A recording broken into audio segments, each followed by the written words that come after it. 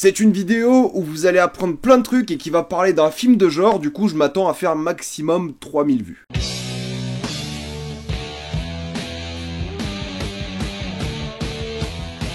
Sorry to bother you. Comme d'habitude, jusqu'à minute indiquée dans le titre de la vidéo, il n'y aura pas de spoiler, jusqu'à vous êtes tranquille, après on va tout spoiler. Ça va être une critique assez intéressante parce que le film Sorry to bother you est intéressant uniquement du point de vue de la critique sociale qu'il évacue. Ce que je veux dire par là, c'est que le film qui est sorti aujourd'hui en salle n'est pas un grand film du point de vue du scénario, du point de vue des personnages, de la mise en scène, même s'il y a de bonnes idées et c'est plutôt efficace. On en parlera bien évidemment, mais ce qui est intéressant par rapport à ce film, et c'est pour moi son seul point d'intérêt, c'est que c'est un film qui va critiquer un système économique en crise, ou du moins la possibilité d'un système économique en crise, et qui va à partir de ça construire une critique sociale, et ça sera vraiment le seul point d'intérêt du film. Parce que c'est pas à ce film que vous allez vous attacher au personnage, ou du moins pas beaucoup, c'est pas ce genre de film qui va vous choquer par son scénario incroyable, c'est le genre de film qui va mettre des pics à droite à gauche pour une critique générale et plus globale du néolibéralisme en général. Ça ne fait pas du film un film marxiste, loin de là, ça reste quand même un film qui a une thématique assez libérale,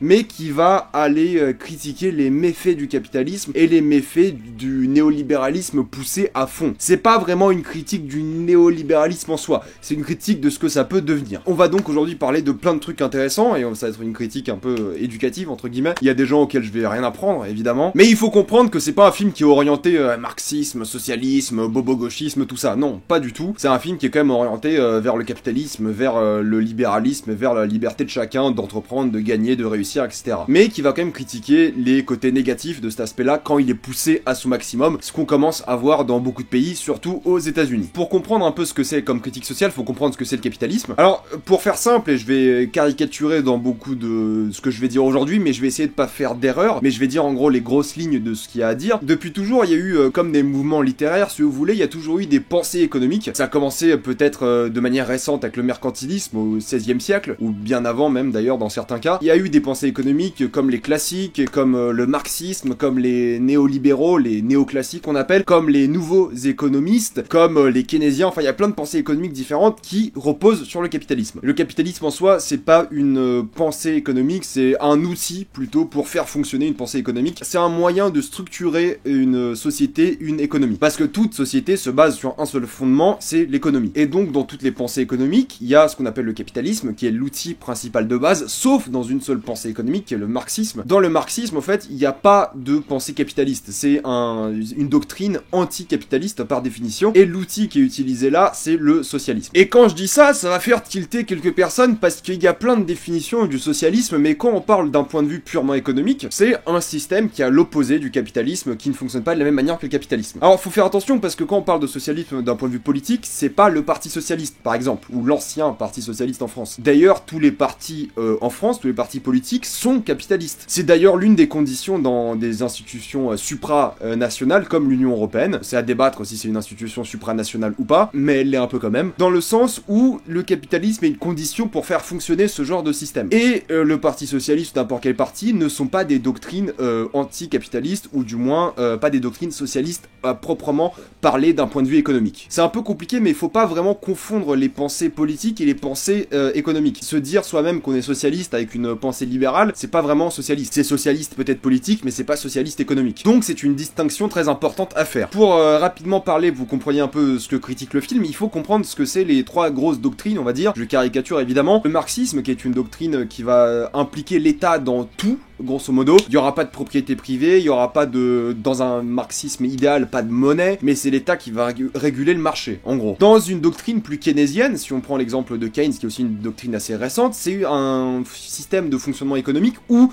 le marché va dominer les transactions économiques et de la société, mais l'État va intervenir pour réguler le marché, pour pas qu'il y ait trop de gros écarts, pour mettre des règles bien précises et distinctes. Un système néoclassique ou même classique, encore une fois de manière caricaturale, c'est un système où c'est le marché qui domine, les prix sont fixés par le marché et ça marche uniquement sur le principe de l'offre et la demande. Et c'est exactement ce principe-là que va critiquer le film, c'est ce marché néolibéral qui ne fonctionne pas quand il est trop abusé. Et l'une des thématiques principales, c'est évidemment l'écart des richesses et l'écart des inégalités, avec l'élite qui possède tout, parce que dans un système néolibéral et néoclassique, c'est tout à fait possible que quelqu'un possède toute la richesse. Si cette personne est assez intelligente pour comprendre le système et s'enrichir de manière intelligente, elle peut posséder toutes les richesses du monde. Entre guillemets, mais elle peut posséder une grande majorité des richesses, comme c'est un peu le cas aujourd'hui d'ailleurs. Alors, c'est pas une critique que moi je fais personnellement, mais c'est une critique que le film fait. Si vous voulez mon avis personnel, pour moi, quelqu'un qui s'enrichit de manière tout à fait légale et avec les règles du jeu, il s'enrichit autant qu'il veut. Moi, je m'en fiche. Du moment qu'il ne triche pas, qu'il paie ses impôts, qu'il fraude pas, moi, il peut gagner des milliards, je m'en fiche. Voilà, si vous voulez mon avis là-dessus. Mais de l'autre côté, moi, je pense aussi qu'il faut donner la même chance à tout le monde, ce qui est compliqué parce qu'il y a la question d'héritage qui rentre en jeu, mais il faut donner la possibilité à toute personne de devenir, entre guillemets, riche ou d'avoir des chances de réussir. C'est un peu la genèse de l'American Dream, c'est tout le monde peut réussir,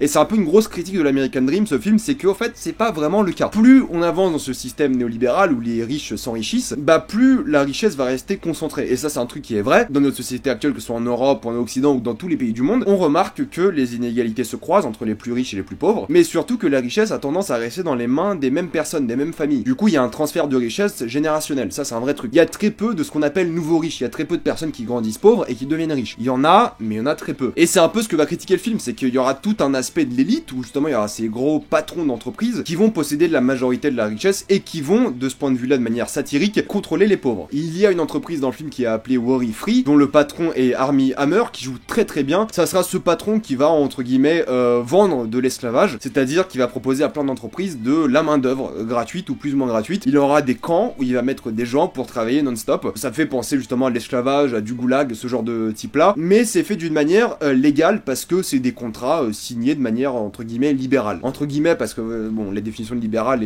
c'est en gros, c'est juste dire la liberté de faire ce que tu veux. C'est pour ça que la critique est là, c'est que cette organisation Worry Free va embaucher des gens qui vont vivre là-bas, qui vont travailler là-bas et qui auront un contrat à vie. Mais la différence, c'est que l'esclavage, on te l'impose. T'es obligé par la violence de faire quoi que ce soit. Là, t'es pas obligé de le faire, tout le monde décide ou pas de bosser à Worry Free, mais les gens qui le font, ils sont désespérés, du coup ils sont obligés car ils n'ont rien d'autre à faire. C'est d'ailleurs l'une des critiques du néolibéralisme de manière générale, c'est que les gens sont forcés à travailler dans des conditions horribles parce qu'ils n'ont pas le choix, tout simplement. Ils doivent se nourrir, ils doivent nourrir leur famille, etc. Ces gens-là qui bossent chez Worry Free, ils ont aucun avoir, ils ont pas de patrimoine, ils n'ont rien, ils font que bosser 14 heures par jour, et ce patron qui est incroyable, qui est riche, qui fait tout ce qu'il veut, qui fait des bêtes de soirée, enfin c'est gros bordel, ça va aller beaucoup plus loin, on va en parler en spoiler. Ce mec-là, bah il a toute la richesse du monde, et au fait, il fout pas grand-chose. C'est un peu la critique du truc. C'est que le mec qui est multimilliardaire, il va faire que gagner, même dans des circonstances où, logiquement, même légalement, ça serait pas bien de gagner. C'est un truc qu'on va évoquer en spoiler, vous allez voir, c'est intéressant. Mais ça, c'est un truc qui existe dans le monde entier, qui est de plus en plus vu en Europe, principalement, même surtout aux États-Unis, où aux États-Unis, ces fameux 1% possèdent plus de 60% de la richesse du pays. C'est énorme. Et plus vous allez dans les extrêmes, genre les 0,001%, je crois, possèdent 4% des richesses. Il faut faire la distinction entre inégalité de revenus et inégalité de richesse, dans le sens où la richesse, c'est ce que vous possédez, c'est le patrimoine plus l'argent que vous avez. Le revenu, c'est uniquement la différence de salaire, en gros. Encore une fois, caricaturalement, c'est ça. Ça va critiquer ce point de vue-là, dont le personnage principal, Cassius, qui est surnommé Cash, c'est très drôle de ce point de vue-là, qui va bosser en télémarketing et qui va devoir escalader les échelons de l'entreprise pour s'enrichir. Et c'est un peu la critique du truc, c'est qu'il y a tous ces gens-là qui vont bosser au télémarketing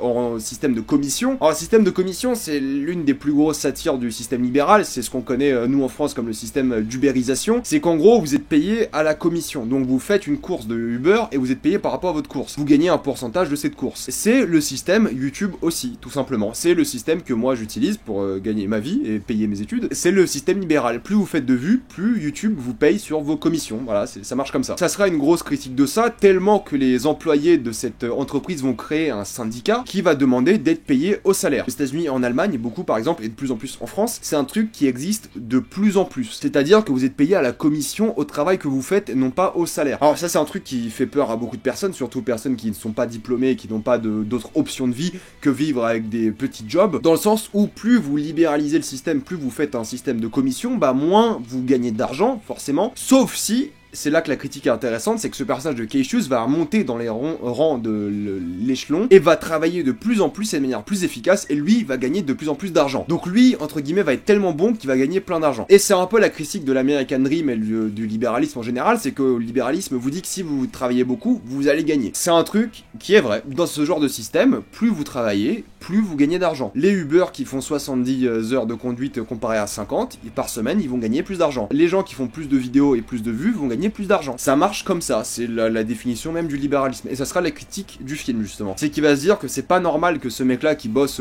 3 fois plus que tout le monde gagne plus d'argent, alors que tous ces gens-là ils essaient de bosser, ils sont contraints à bosser ici, c'est pas un choix qu'ils ont fait de manière intellectuelle, c'est un choix qu'ils ont fait de manière de nécessité. Bah eux ils sont coincés là parce qu'ils ont rien d'autre à faire, ils sont pas très bons à ce travail. Du coup ils gagnent pas beaucoup d'argent, ils sont un peu esclaves de ce travail. Donc c'est un système où justement l'entreprise ne propose pas de réelle évolution, sauf si t'es vraiment le meilleur de temps en temps, et ce personnage de Cassius va être un optimiste rêveur qui veut vraiment aller plus loin. Entre guillemets, encore une fois, c'est ce qu'on appellerait de l'esclavage structuré, c'est que t'es là, t'as pas le choix, tu bosses à la commission, tu fais ce que tu peux faire. Grosso modo, c'est l'une des grosses craintes actuelles qu'il y a eu dans les débats politiques par rapport à Macron qui aime beaucoup ce système libéral. Donc c'est pour ça que le CDI c'est un avantage, c'est que t'es salarié, tu gagnes de l'argent tous les mois. C'est pour ça que par exemple une boîte comme Netflix, pour faire une comparaison au cinéma, c'est bien plus stable que Hollywood ou une boîte comme Universal, parce que quoi qu'il arrive, Netflix à la fin du mois ils ont leur thune. Alors qu'Universal, entre guillemets, c'est une profession libérale si on prend de ce point de vue-là, parce qu'ils doivent sortir des films qui font des entrées. Ça marche un peu comme ça. C'est ce que le film va un peu critiquer, et va aussi critiquer justement le fait que l'American Dream ça existe de moins en moins, parce qu'il y a de plus en plus de monde et on prend vraiment que les meilleurs. Ça va aussi tacler un peu dans ce cadre de l'entreprise et de la société cette idée d'hypocrisie dans le sens où on te motive à être le meilleur. Ça va partir par l'intermédiaire des managers de la boîte de Cassius qui vont arriver dans l'entreprise et qui vont leur dire non mais au fait s'il n'y a pas un système hiérarchique entre nous. Je suis certes votre patron mais on est des collègues, on est des potes, on s'entraide, vous êtes pas là pour bosser pour moi. Et c'est un peu l'hypocrisie du truc, c'est même pas une question de paternalisme. Le paternalisme c'est une sorte de motivation pour les employés. En gros tu motives les employés à mieux bosser en échange d'avantages, de bonus, etc. Mais là c'est même pas ça, là c'est juste en motivant les gens de manière psychologique en leur disant mec il faut que tu bosses mieux parce que nous on est des potes et des collègues et plus tu bosses plus on s'entendra bien et tout. Et c'est une société qui va décliner vers le pourrissement de soi et vraiment le malheur des autres. C'est-à-dire que même si on t'inspire cette confiance en soi, on te dit que t'es le meilleur, tout ça alors que t'as un job de merde, on motive vraiment les gens quoi qu'il arrive, quoi que soit leur situation, à être les plus efficaces à leur travail. Par le fait que toi mec t'es le meilleur et t'es important à l'entreprise. C'est ce genre de psychologie de manager qui est utilisé. C'est la critique pour dire qu'au fait le rang social est plus important que vos possessions et le capital. Donc en gros c'est plus important d'être bien vu dans une entreprise que d'avoir de l'argent et un patrimoine. C'est ce genre de critique complètement abjecte qu'on peut faire à quelqu'un. C'est le genre de personne qui va vous dire qu'en fait toi ce qui est important par rapport à moi, ton manager, c'est que tu es une bonne personne et que tu travailles bien. C'est pas l'argent que tu gagnes, ça c'est pas important à nos yeux. Toi ce qui est important c'est ton bien-être. C'est du bullshit comme pas possible évidemment. Ça va aussi parler des différentes statistiques du travail en disant que tel employé est plus intelligent ou réussit mieux sa vie. Il y a une statistique toute bête dans le film, la manager qui dit à Cash que les gens qui ont des chemises roses ont 33% de chance de créer leur propre entreprise et d'entreprendre. Truc statistique complètement ridicule. Et plus Cash devient un bon vendeur télémarketing, plus cette manager va commencer à flirter avec lui parce qu'elle sent le filon du mec qui va tout gagner quoi. Et c'est cette optique dans le sens où on va sauver l'économie en faisant travailler les gens, ce qui réalistiquement est vrai. Pour un pays, plus les gens travaillent, donc moins il y a de chômage, plus le pays va bien, c'est une réalité, c'est tout simple. Parce qu'en gros, plus il y a de chômage, plus vous dépensez pour les allocations chômage, mais moins il y a de chômage, plus les gens gagnent de l'argent, donc payent des impôts, donc payent des cotisations sociales,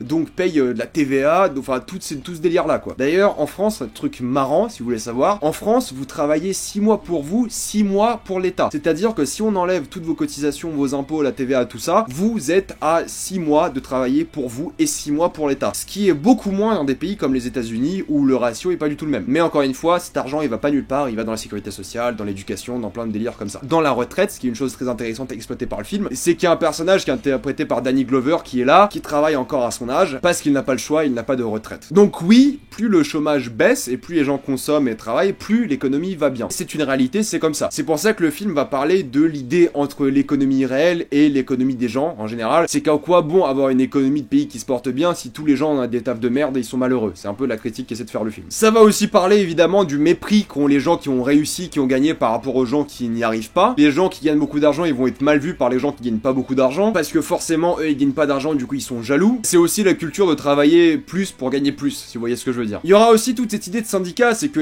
ces gens-là de la société de Cash vont se syndiquer pour demander des droits et faire une union. Alors le truc marrant, c'est que ça c'est un fantasme assez américain dans le sens où aux États-Unis il n'y a pas vraiment de syndicats. À l'époque où il y avait justement la révolution industrielle, il y a eu des tentatives d'avoir des syndicats, mais il s'est passé un truc très américain. Il s'est passé le fait que les employeurs portaient plainte contre les syndiqués pour entrave au libéralisme. Du coup, bah, les juges condamnaient les syndiqués parce qu'ils travaillaient pas, et du coup, c'était une entrave au libéralisme. Du coup, ils étaient condamnés à des peines de prison et des amendes. Du coup, le syndicat, c'est vraiment un fantasme très américain, qu'on a en France aussi, parce qu'on en parle tout le temps de la CGT, de tous les syndicats. Il y a énormément de syndicats en France, il y a beaucoup de personnes qui sont syndiquées. Enfin, beaucoup de personnes, il y a 7% de personnes qui sont syndiquées en France. Ce qui peut paraître beaucoup, parce qu'on habite en France, on entend souvent parler des syndicats, mais ça, c'est un truc bien français dans le sens où, au fait, on est le pays d'Europe le moins syndiqué. C'est-à-dire que si vous prenez un pays comme la Suède, où le taux de syndicalisation est à 70%, ou même l'Italie, où le taux de syndicalisation est à plus de 30%, je crois, on est le pays en Europe le moins syndiqué. C'est un peu différent par rapport à la France, c'est que dans les autres pays, les syndicats ont une vraie force politique, une vraie importance, c'est-à-dire que les syndicats, avec les syndicats de patrons, donc les syndicats d'employeurs et syndicats de patrons, se mettent d'accord sur des réformes, chose qu'en France, on n'a pas vraiment. En France, c'est les politiques qui dominent et qui se mettent d'accord entre eux, et c'est les syndicats qui proposent des trucs. En Suède, c'est pas comme ça. En Suède, c'est les syndicats de patrons et d'employeurs qui se mettent d'accord et ils proposent ça au gouvernement. Et le gouvernement est, entre guillemets, un peu obligé d'accepter parce que ça convient aux syndiqués d'employeurs et d'employés. C'est comme si la CGT se mettait d'accord avec le MEDEF pour proposer un truc au gouvernement. Ça n'arrive pas vraiment. Ce syndicat va bien évidemment devenir manifestation, puis rébellion à un certain moment. Ça a parlé de violences policières, évidemment, c'est les États-Unis quand même la France, et on en connaît aussi, surtout maintenant depuis 12 semaines avec les gilets jaunes. Ça sera aussi une critique de la société de dette. Alors ça, c'est un truc encore une fois très américain, c'est qu'aux États-Unis, en fait, vous avez une carte de débit, une carte de crédit, encore une fois je caricature, mais c'est une société qui consomme plus qu'elle ne gagne. C'est typique américain, c'est que c'est le surendettement américain, qui d'ailleurs en partie causera beaucoup de crises dans l'histoire des États-Unis. Encore une fois, si on s'intéresse à la genèse des crises, en fait, tu vas avoir plus de dettes que tu gagnes d'argent. C'est vivre à crédit. Et énormément d'Américains, presque, j'exagère, mais une grande majorité d'Américains, vivent à crédit. Ils gagnent moins d'argent qu'ils n'en dépensent. Et ça, c'est un truc très américain, et ils en parlent justement dans le film. On est dans une culture avec ce film de l'humiliation, une culture très intrusive, où les shows télé, ça va être des gens qui sont foutus dans la merde, où des gens se font frapper à la télévision, et tout le monde adore. La télévision dans ce film-là, bah, c'est 150 millions d'audience, c'est-à-dire presque la moitié des Américains qui regardent tous les soirs un mec se faire tabasser. Donc c'est un monde extrêmement pessimiste, c'est un monde extrêmement achetable, c'est-à-dire que même les manifestants, ils vont voir le filon du truc et vont profiter de la célébrité d'être manifestant pour faire des contrats, des trucs et gagner plus d'argent. C'est un univers où tout le monde peut être acheté et ça va vraiment dans des extrêmes très forts, surtout à la fin du film. Et il y a toute une métaphore où justement ce personnage de Cassius va s'énerver avec sa copine et ils vont avoir un petit débat autour de ses revenus, sa copine interprétée par Tessa Thompson, et ils vont être dans le lit et ils vont se battre autour d'une couette et c'est lui qui va récupérer toute la couette. C'est pour symboliser vraiment que les riches prennent tout aux pauvres, en gros, c'est ça. Pour parler un peu du film et des points de vue de mise en scène, il y a un concept très intéressant, c'est que c'est un personnage qui fait du télémarketing, donc à chaque fois qu'il va appeler quelqu'un, il va se situer dans la même pièce qu'eux, donc il va atterrir dans la pièce des personnes, il va parler au téléphone avec eux. C'est un peu l'une des seules idées de mise en scène très intéressantes que j'ai trouvé. Et il faut admettre que le casting est vraiment excellent, c'est des très très bons acteurs. C'est Lakeith Stanfield qui incarne Cash, c'est Tessa Thompson qui incarne sa copine, Terry Crews joue dans le film, Armie Hammer joue dans le film, Danny Glover joue dans le film, Stephen Yeun qui a interprété Glenn dans The Walking Dead joue dans le film. Enfin, c'est un bon casting très efficace. C'est un film où tu t'ennuies jamais, c'est un film qui avance et qui va toujours de plus en plus loin avec sa satire politique, économique et sociétale. C'est un film qui fait penser un peu à du Verhoeven au final, parce que dans cette critique de la société, c'est un film qui fait réfléchir, qui te donne un peu les clés de la compréhension de la société actuelle et qui critique encore une fois de manière sans prendre parti, en disant juste que voilà, si la société continue comme ça va devenir la merde. Et ça, c'est un truc qui existe depuis des années. Smith, qui est un classique, le disait depuis le 18e siècle, Marx le dit depuis le 19e, enfin tout le monde dit que le libéralisme, s'il y va au plus grand des extrêmes, ça va être la fin du capitalisme et la fin de la société comme on la connaît. Même notre ministre des Finances l'a très récemment dit que si les inégalités s'accroissent, encore une fois, le capitalisme va disparaître. Donc c'est un peu l'idée du film. Est-ce qu'il faut des outils pour mieux comprendre le film, des connaissances? Évidemment, j'ai essayé d'en partager le plus possible dans cette vidéo pour que vous compreniez le film. Donc ça reste un film que moi je conseille, c'est un film intelligent qui parle de choses sérieuses, c'est un film qui est très divertissant aussi et tu t'ennuies jamais, il y a de bonnes idées surtout vers la fin, je vais en parler un peu en spoiler. C'est un film que je conseille fortement. Avant de passer en spoiler, pensez à vous abonner à la chaîne, pensez à mettre un j'aime, ça aide beaucoup la chaîne. Si vous aimez la chaîne, pensez à la soutenir gratuitement grâce au lien qui est dans la description et dans le commentaire épinglé. Vous regardez une petite pub et moi ça me fait un peu d'argent. Libéralisme, ma gueule. Suivez-moi sur Instagram pour des critiques exclusives. Suivez-moi sur Twitter pour toutes les news et on spoil. Alors, il y a un truc, en partie spoiler, c'est quand Armie Hammer, du coup, va être avec Cassius, il va lui filer son méga rail de coke devant tout le monde, va faire sa soirée et tout ça. Et il y a un truc qu'il dit qui est très représentatif de ce qu'il dit par rapport au film et la critique sociale du film, c'est qu'il propose à Cassius de bosser pour lui et d'intégrer la société des chevaux, leur culture, tout ça. D'ailleurs, c'est un mec qui a tout prévu à l'avance, il se dit voilà, ça va être des hommes chevaux, ils vont faire une culture de fou, on va essayer de les infiltrer. Et un truc qu'il dit, c'est qu'il faut des gens pour planifier tout ça, mais il faut des gens pour faire le travail. pour dire le travail. Il dit we need people to do the work per se. Le per se, il veut tout dire dans le sens où faut faire le travail manuel dégueulasse que personne veut faire, et on a besoin de gens qui planifient ce travail manuel pendant que nous on fait rien et les gens le font. C'est un peu exagéré comme critique, mais c'est le but du truc, c'est que même si il faut admettre qu'un manager ça fera toujours plus de travail que quelqu'un qui bosse entre guillemets un job manuel. En même temps, un job manuel c'est plus dur parce que c'est une condition physique, alors qu'un manager c'est plus une condition psychologique. Mais quelqu'un qui organise le travail, c'est un travail plus difficile, plus contraignant, plus compliqué. Mais la manière dont il dit ça, dans le sens où il faut des gens pour faire le travail en soi, très intéressant et très représentatif de tout le film. Ce que moi j'adorais par rapport au film, c'est que le personnage de Armie Hammer est donc montré à la télé en train de changer le génome humain, et au lieu d'être mis en prison pour, je sais pas, la convention de gènes ou des droits de l'homme, des trucs comme ça, sa boîte, elle explose dans le marché de la bourse, vraiment elle gagne des millions, des milliards, parce que c'est des avancées scientifiques, ils vendent ça comme ça, alors que le mec c'est complètement en violation avec les droits de l'homme. Mais on est à un stade où on récompense plus l'initiative et le travail scientifique plutôt que le fait d'avoir changé le génome humain. Et c'est pour ça que c'est très intéressant, c'est qu'au final, c'est fortement sous-entendu, même si ça reste une question ouverte, que Cash a accepté la proposition de Armie Hammer, je sais plus comment il s'appelle d'ailleurs le patron, qu'il a accepté de devenir un homme cheval pour justement infiltrer de manière efficace la société des chevaux, arriver chez lui et se faire passer pour quelqu'un qui manipule justement et qui travaille pour Worry Free. Et donc c'est un peu la critique du film au final, c'est que le libéralisme, s'il est poussé à fond, c'est pas bien, mais au final on se rend compte que la nature humaine, le fait de pouvoir être acheté, bah ça atteint tout le monde. Cash n'a peut-être pas accepté le contrat de Armie Hammer, ou peut-être il a accepté et justement ça fait partie du plan de infiltrer les hommes chevaux. C'est un film qui finit sur une fin vraiment incroyable, il y a rien à dire. La fin c'est une fin assez pessimiste et optimiste, c'est que d'un coup il y a les droits de l'homme et de l'autre côté il y a l'argent et le capital et la nature humaine autour de tout ça. Voilà, c'était ma critique de Sorry to Bother You, c'était un peu compliqué, c'était un peu long, bon, faut y arriver jusqu'ici à ce moment-là dans la vidéo. Dites-moi si vous avez regardé la vidéo jusqu'en entier. Pensez à vous abonner à la chaîne pour plus de vidéos, pensez à mettre un j'aime sur cette vidéo, ça aide beaucoup la chaîne. Vous pouvez soutenir la chaîne grâce au lien qui est dans le commentaire épinglé et dans la description, vous regardez une petite pub et moi ça me fait un peu d'argent. Suivez-moi sur Instagram pour des critiques exclusives, suivez-moi sur Twitter pour toutes les news et salut à tous.